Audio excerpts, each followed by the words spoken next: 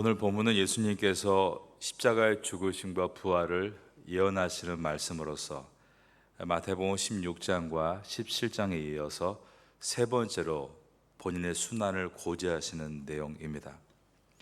마태복음 16장에서 예수님이 비로소 본인께서 십자가에 죽으시고 고난 당하실 것을 예언하실 때 베드로는 그래서는 안 된다, 예수님을 꾸짖었습니다. 그리고 마태복음 17장에서는 이 얘기를 들을 때 제자들이 근심했습니다. 오늘 본문은 예수님이 순환고제에 대해서 또 뭐라고 말씀하고 계시고 여기에 대해서 또 제자들이 새로운 반응을 보여줍니다. 어떤 내용인가를 한번 보겠습니다. 오늘 본문의 첫 절인 마태복음 20장 17절입니다. 예수께서 예루살렘으로 올라가려 하실 때에 12 제자를 따로 데리시고 길에서 이르시되, 12 제자를 지금 데리고 가시는 이 길은 예루살렘을 향해 가고 계신 길입니다. 이제 이 길을 마지막으로 십자가를 지시게 되는 것입니다. 예수님은 앞으로 인자가 대제사장들과 서기관들에게 넘겨질 것이다, 자신을 The Son of Man, 사람의 아들, 인자라고 표현하시므로 십자가의 죽음은 하나님이니까 완전히 아무런 고통도 안 느끼는 무통이 아니라 사람의 아들로 오신, 인간으로 오신 메시아로서 이 모든 고통을 다 100% 얻게 될 것이다 라는 것을 암시하셨습니다. 18절입니다.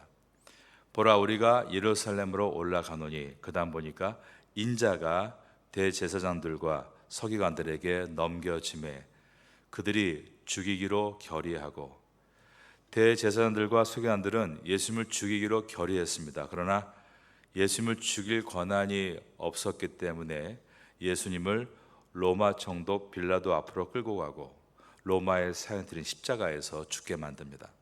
그래서 19절에 보면 이방인들에게 넘겨주어 조롱받게 하고 채찍질 당하게 하고 십자가에 달리게 하고 그리고 나서 제3일에 살아날 것이다 라고 하셨습니다. 이 예언은 한치의 오차도 없이 그대로 이루어진 것입니다. 19절입니다. 이방인들에게 넘겨주어 그를 조롱하며 채찍질하며 십자가에 못 박게 할 것이나 제3일에 살아나리라. 그러나 그 다음 이어지는 제자들의 반응은 우리를 매우 당황하게 만드는데, 분명히 방금 십자가의 순환을 말씀하셨음에도 불구하고 그들은 출세를 운운했다는 것입니다. 20절입니다.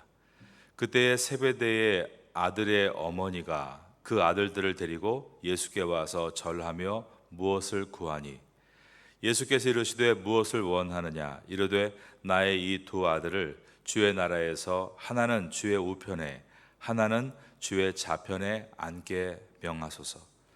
세베대의 아들들은 바로 야고보와 요한을 가리킵니다.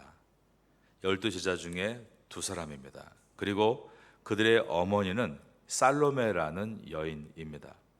이 어머니가 두 아들을 데리고 예수님 앞에 절하고 있는 것은, 이 어머니가 이 세상에 살면서 세속적인 생각으로 가득 찬 보통 어머니들과 같이 오직 자식의 출세에 관심이 있었다는 것을 보여주고 있습니다.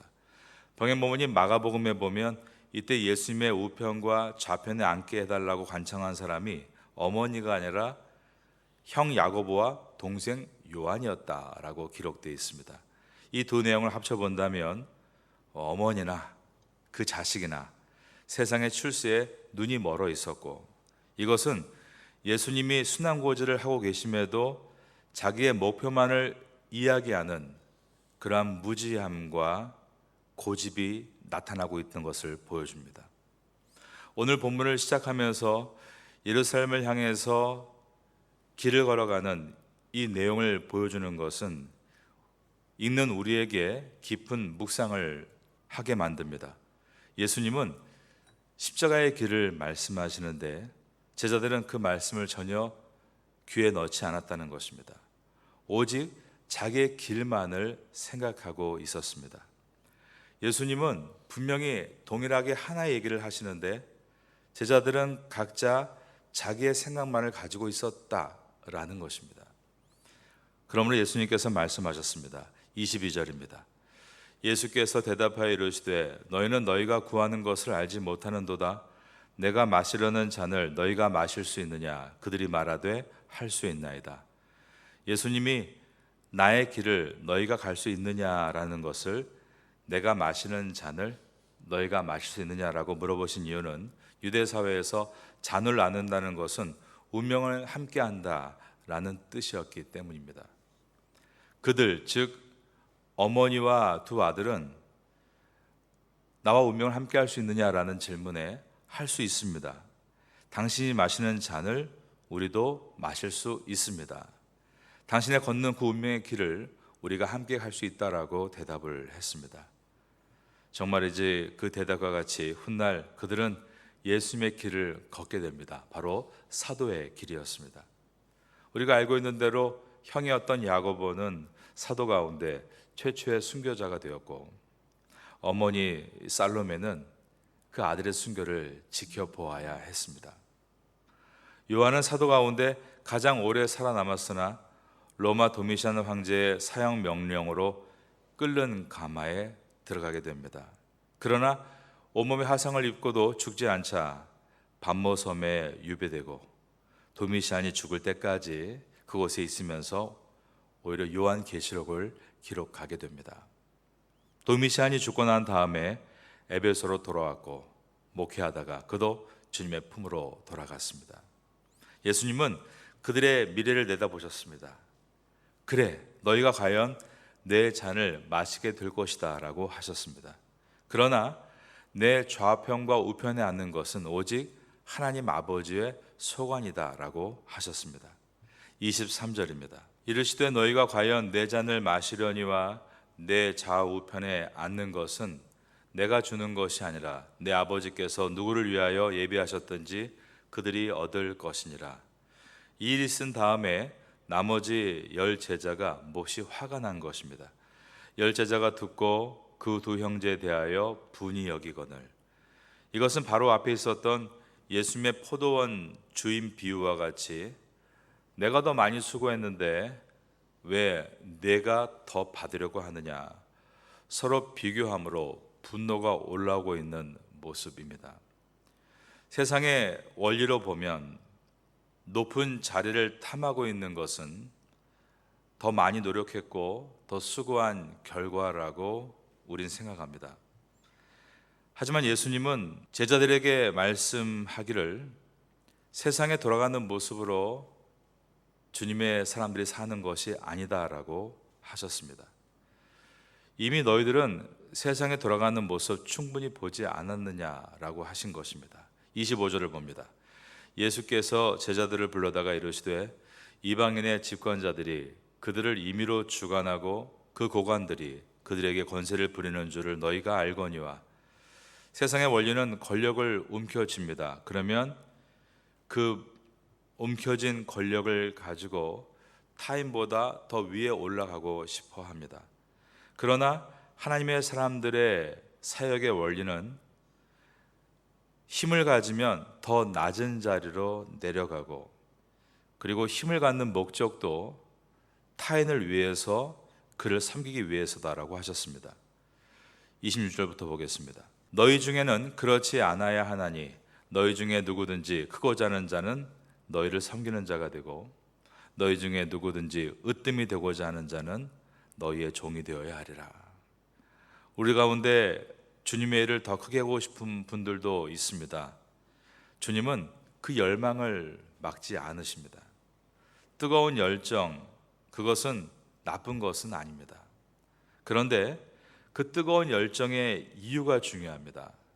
세상에 추구하는 높은 어떠한 고지를 위해서 뜨거운 열정인가, 아니면 사명으로 뜨거워서 더 낮아지기 위한 열정인가입니다.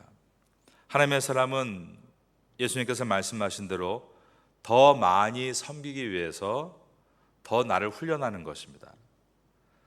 더 많은 주님의 일을 하기 위해서 나를 더 높이 올려놓는 것입니다.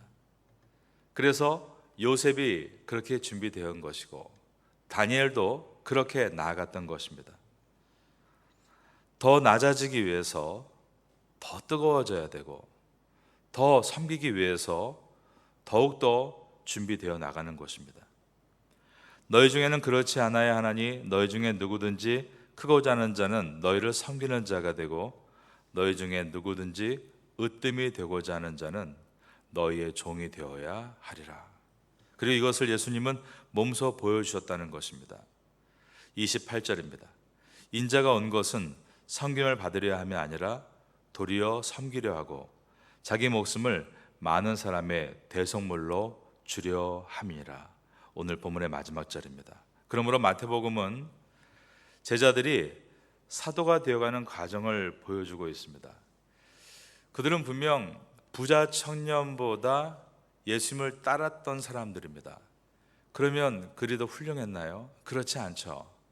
얼마나 그들이 갖고 있는 사고가 연약하고 생각의 틀이 부족한지를 우리에게 보여주고 있습니다.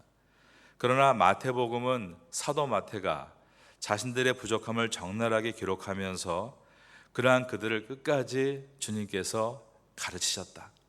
포기하지 않으셨다. 예수님은 우리에게 본을 보여주셨다를 기록해 나아가고 있습니다. 이제 마태복음 21장부터 예수님은 예루살렘 성으로 입성해 들어가십니다. 그리고 나서 마지막 7일의 이야기가 마태복음은 무려 8장을 가지고 우리에게 다가옵니다. 주님께서 어떻게 본을 보여주셨는지 이번 사순절을 통하여서 그 그리스도의 은혜를 만나는 우리 모두가 될 수 있기를 예수님의 이름으로 축원합니다.